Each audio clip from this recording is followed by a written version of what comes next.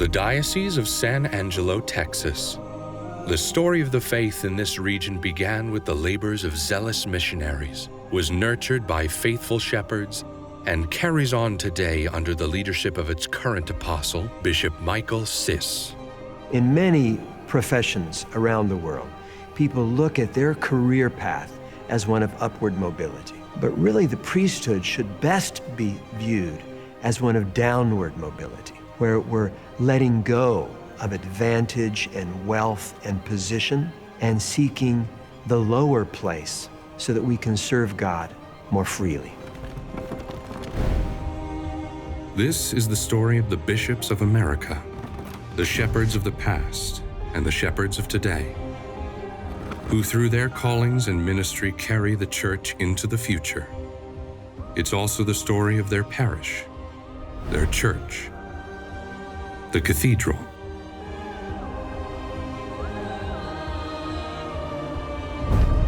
This is The Chair, an exploration of what it means to be an apostle in America.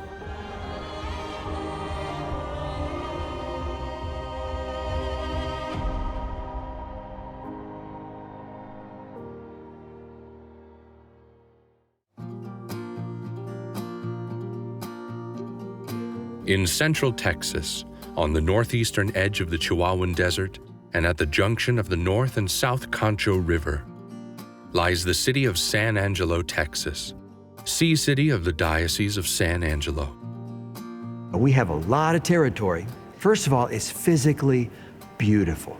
The land is beautiful to see. The weather is wonderful. And with great highways and a good car, I put on a lot of miles. And what's nice about West Texas is when you finally get to that small town that's out in the middle of the country, people appreciate visitors and they make you welcome, and it's fun to get to be a part of their lives in all these small towns throughout West Texas. I would say the majority of our Catholics are Hispanic people, but most of the Hispanic people in this part of Texas have been here for generations. While the Diocese of San Angelo is a relatively young diocese, it's important to remember that it serves a region where the faith has flourished for hundreds of years. When the diocese was established, it served communities where the faith was first nurtured by missionary priests as part of New Spain, where early Spanish missionaries had planted communities of faith among the peoples. The history of the Diocese of San Angelo reminds us how long and how deep the Hispanic roots are in the Catholic Church in the United States. It's not a story of the 20th century. It's a story that stretches back to the earliest days of the Church in the United States.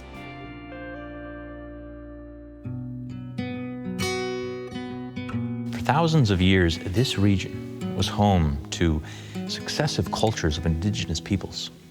Although Spain had claimed the area that is now Texas for itself in the 1520s, the vast area was essentially ignored for many years, aside from some forts and Franciscan missions.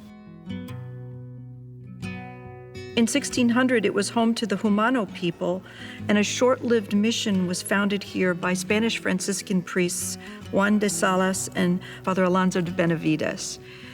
One of the really interesting stories that happens in this area is a story about the mysterious lady in blue who appears.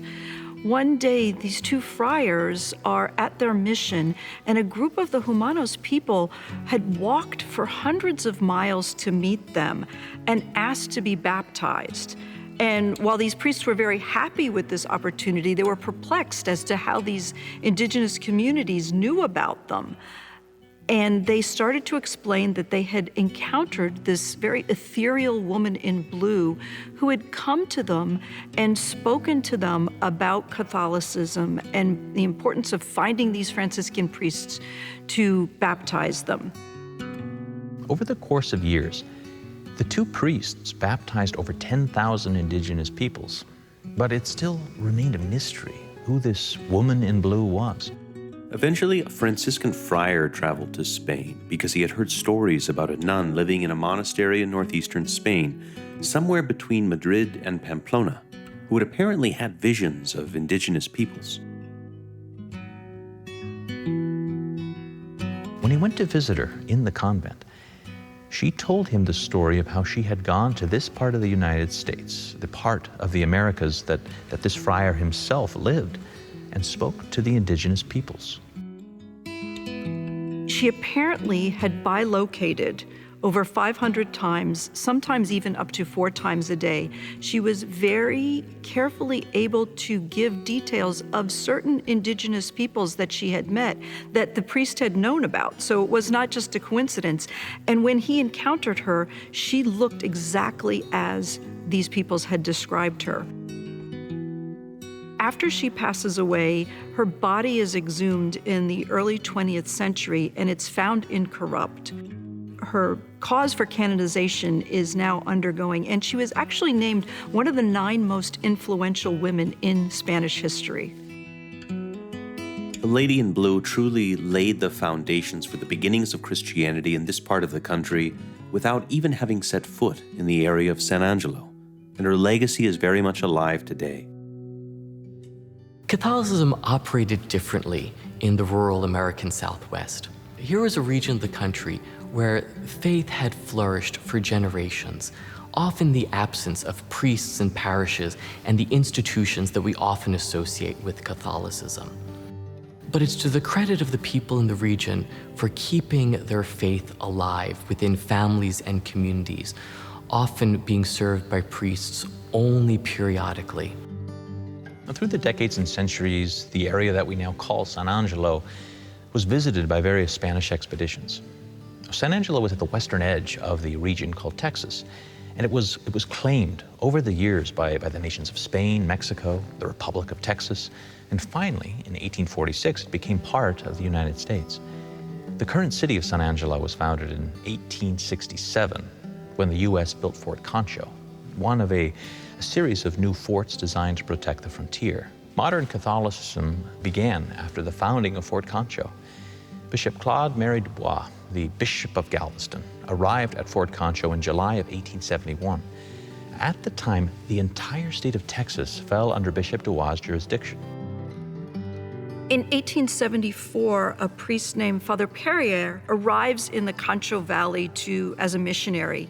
He has a very interesting history. He's one of these Catholic circuit rider priests, but also a Marist missionary who originally had gone from his native France to New Zealand and Australia and lived there for 20 years as a missionary, and then goes to Texas.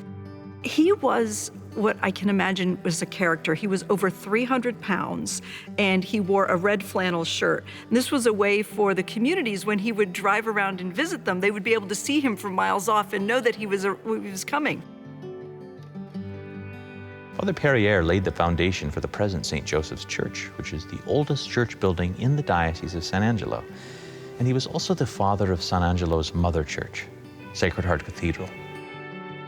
The history of the Diocese of San Angelo reminds us how Catholic life can flourish in the absence of institutional structures, the parishes and schools that we often associate with Catholicism. Here were communities of faith that took it upon themselves to protect and pass down the faith that they had inherited from their parents and grandparents. They kept faith alive in their own families, through their own devotions, through devotional societies, and other spiritual movements that allow the faith to flourish and be passed down. The new Roman Catholic Diocese of San Angelo was officially established on October 16, 1961. Sacred Heart Church was named the Cathedral, the symbolic seat of authority of the bishop. Monsignor Thomas J. Drury, then pastor of Christ the King Church in Lubbock, was assigned as the diocese's first bishop. In a very lengthy ceremony on December 21, 1964, Bishop Drury consecrated Sacred Heart Cathedral, including the main altar, dedicated to the Sacred Heart, and the 2 side altars, one dedicated to the Blessed Virgin and the other to St. Joseph. This cathedral parish is located right downtown, in the heart of the original city of San Angelo. It's an urban environment, and being in this downtown church means it's not the neighborhood of a lot of people, because most of the neighborhoods where people reside are in other parts of the city. Not too many people live close to the cathedral. So if people want this to be their parish, they have to come a little bit farther. But those who choose the cathedral as their parish have a great pride in it, knowing that it's the bishop's church. It's the heart of the liturgy of the diocese. And so there's a great amount of commitment of people who embrace it as their cathedral.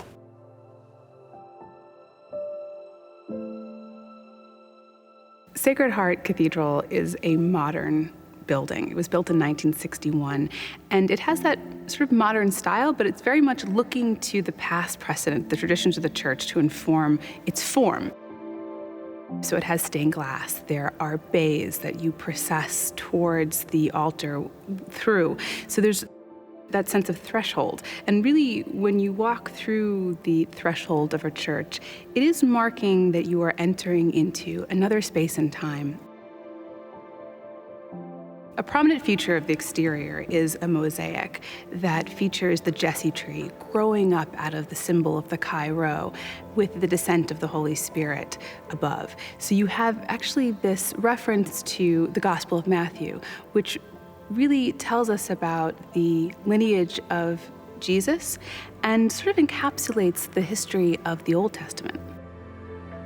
I don't know of any of our parishes that does not have an image of Our Lady of Guadalupe in some form. In fact, here in this cathedral, we have a beautiful stained glass window of Our Lady of Guadalupe and also a little shrine to her on the side. Our Lady of Guadalupe has a very important role in the life of our people, and you can see that on December 12th when we celebrate her feast day. This is a basilica-planned cathedral, which is organized by bays. On the entrance, the most prominent feature is the crucifix, and this is set amongst a marble that sort of bursts around the crucifix. So it's really dramatic. We know that this is where the attention is. And of course, that is where the altar of sacrifice is located. The throne, or the chair, of the bishop is the cathedra. At San Angelo, this is placed right in the center of the sanctuary below the crucifix. It's made of stone, which is a true material, and it has a strong relationship to the marble behind the crucifix. The meaning of the cathedral is the heart of the diocese. It has the cathedra, which is the official teaching chair of the bishop. The cathedral is a place where we gather for major diocesan liturgies like the Chrism Mass and ordinations of priests. So it's a very important place for us in our prayer life as a diocese. I enjoy welcoming people to come and visit their cathedral and to learn about the beautiful symbolism of this building.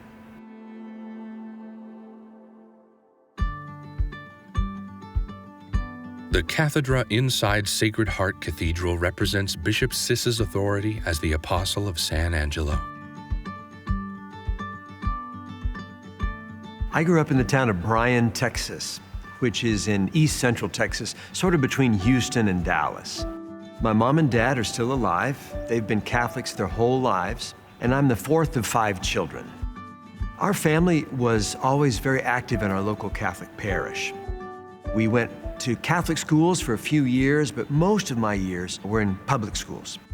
We were very active in the community, and it was a beautiful place to grow up. The first time anybody ever suggested the priesthood to me was when I was 13 years old. I was there at our home parish of St. Anthony's in Bryan. One of the priests there, Father Bresna, said, "Mike, how old are you?" And I said, 13. He said, "When I was 13, I entered the seminary. You ought to consider the seminary because the priesthood is a great life. You might like it."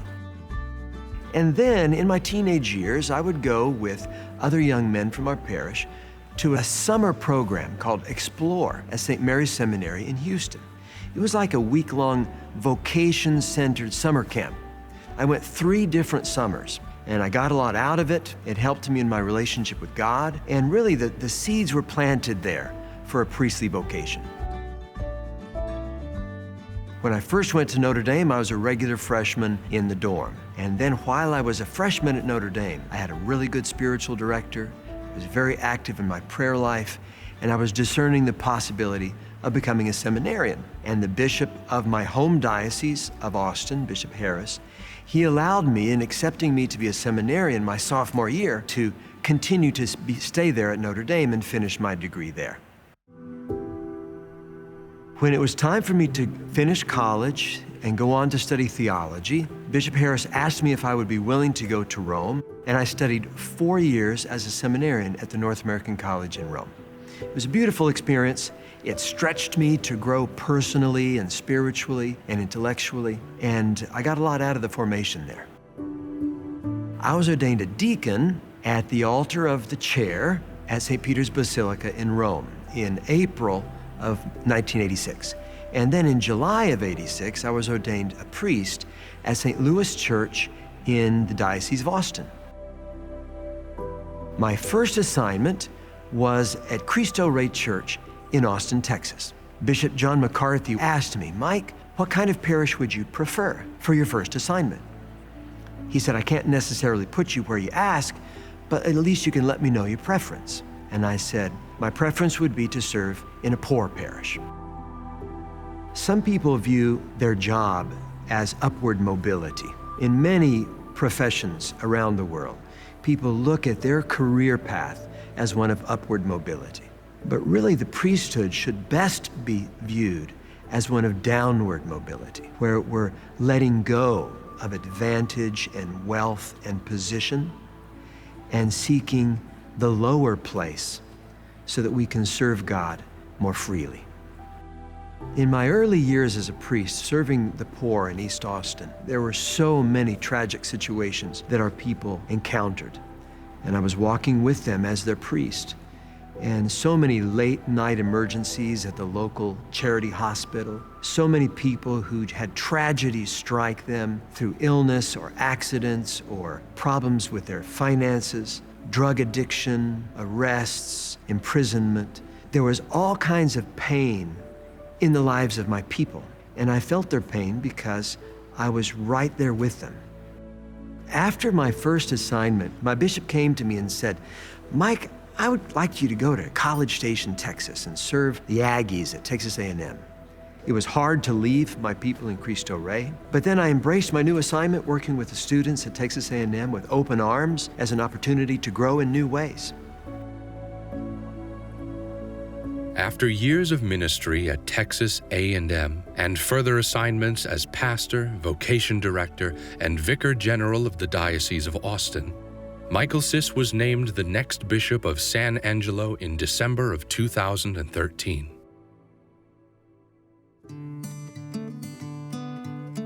When I received the phone call from the nuncio, I was in a meeting with our communications director in my office as the Vicar General in Austin.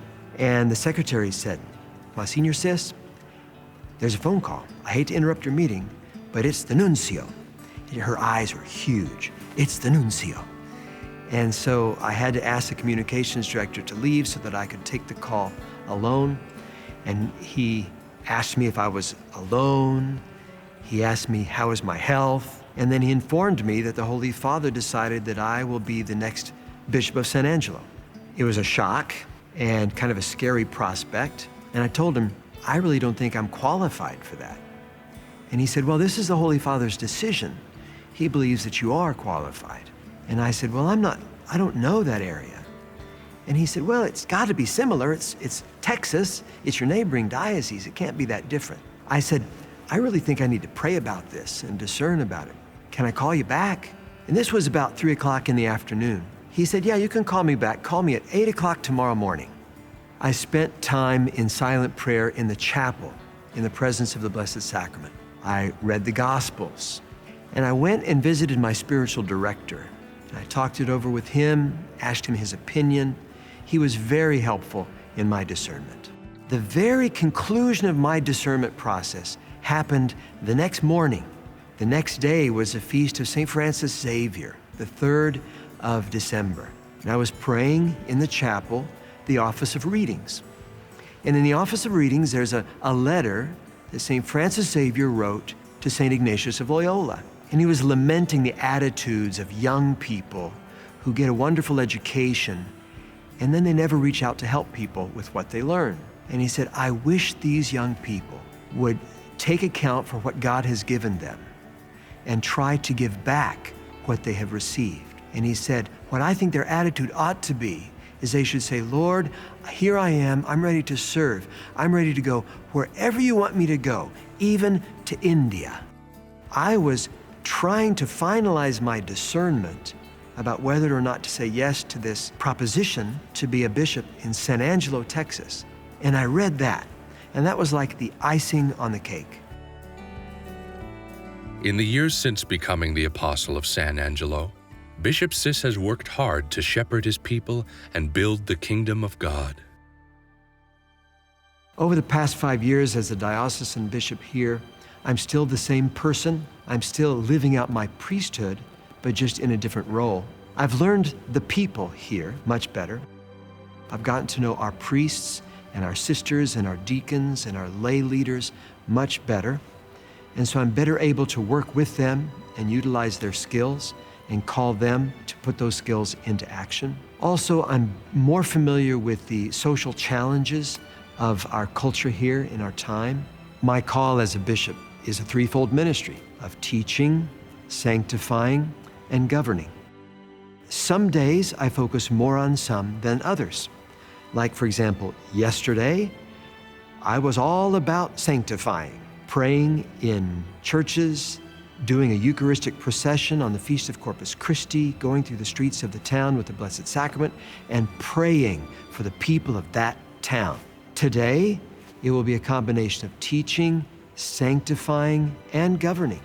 I have some very important meetings today in my office where I'll be exercising my governing role. I'll also be doing some teaching, and I'll be praying right here at this altar for noon Mass today, some sanctifying. So some days focus more on some than the others, but overall I think it's a pretty good balance. The people of West Texas are easy to love. They're practical, personable, hospitable people, and I enjoy working with them. I'm very grateful for their patience with me as a human being. And the priests that I work with here are an awesome group of men. They come from all over the world, and they serve their people with dedication and fidelity and commitment. And I am inspired by these priests, and it's a privilege to work with them as we try to build the kingdom of God.